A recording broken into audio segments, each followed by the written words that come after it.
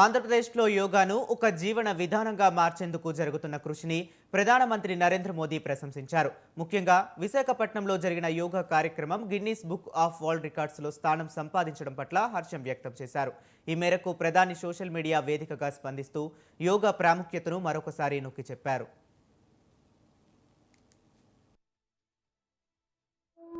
left side.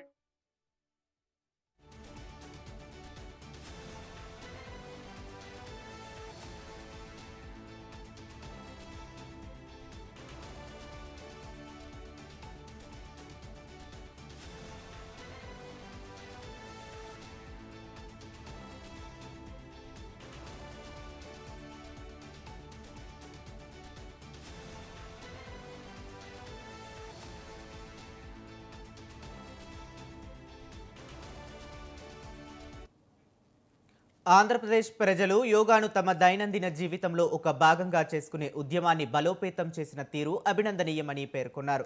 Yoga మరొకసారి ప్రజలను ఏకం చేసింది. ఆంధ్రప్రదేశ్ ప్రజలు యోగాను తమ జీవితంలో భాగం చేసుకునే ఉద్యమాన్ని బలోపేతం చేసిన విధానానికి అభినందనలు. నేను కూడా పాల్గొన్న విశాఖపట్నంలోని యోగాంధ్ర కార్యక్రమం అనేక మందిని మంచి ఆరోగ్యం, శ్రేయస్సు దిశగా ఎల్లప్పుడూ ప్రోత్సహిస్తుంది అంటూ ప్రధాని మోదీ సోషల్ మీడియాలో పోస్ట్ చేశారు.